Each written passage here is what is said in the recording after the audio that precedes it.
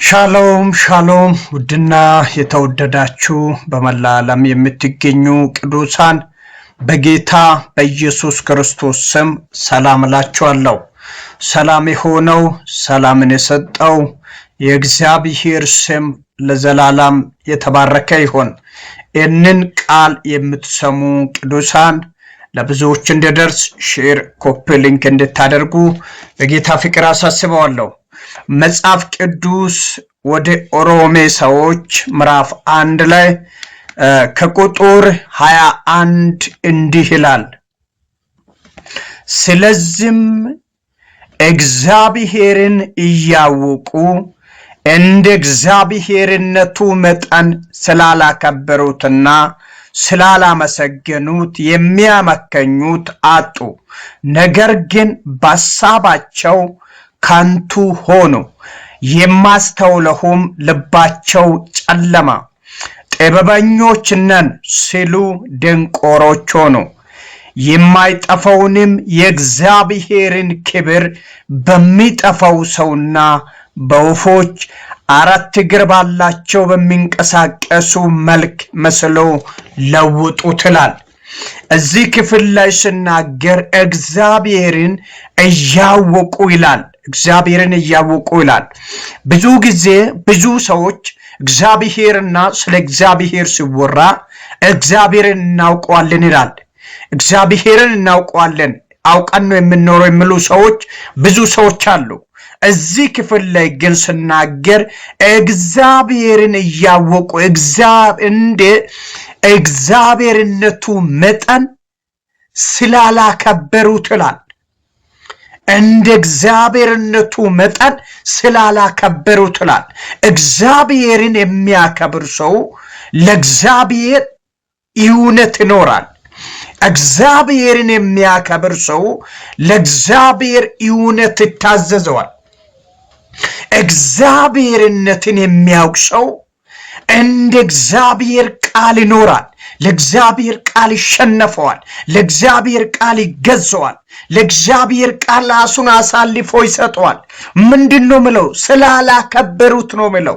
ማወቅ ሳይሆን እግዚአብሔርን ያወቀው ሰው ማክበር አስፈልጓል።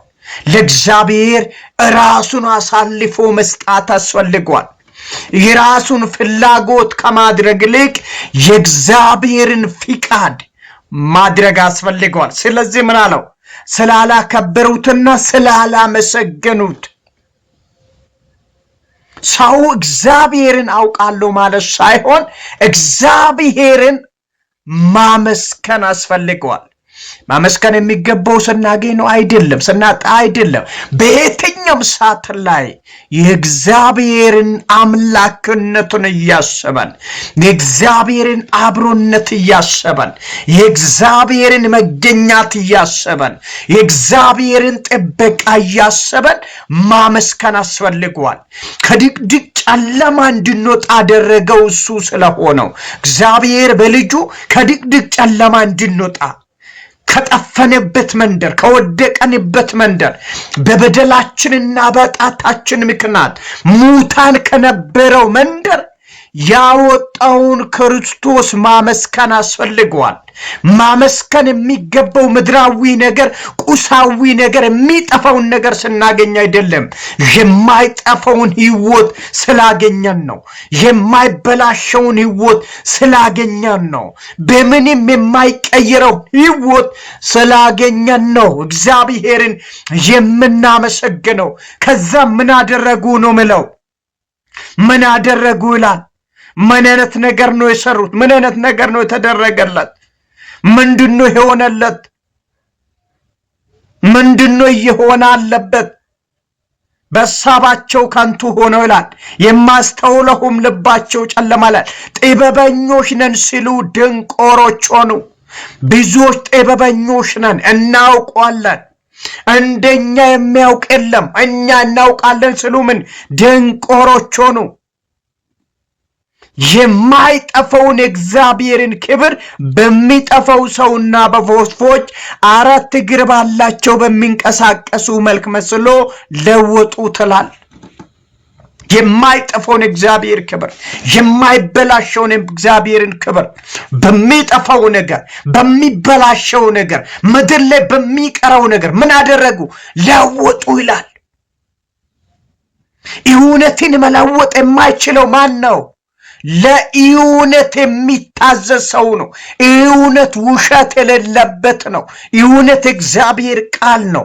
እውነት የማይሸቃቀጥ ነው። ስለዚህ ወገኖቼ እውነትን ሕይወታችን የሆነውን ክርስቶስን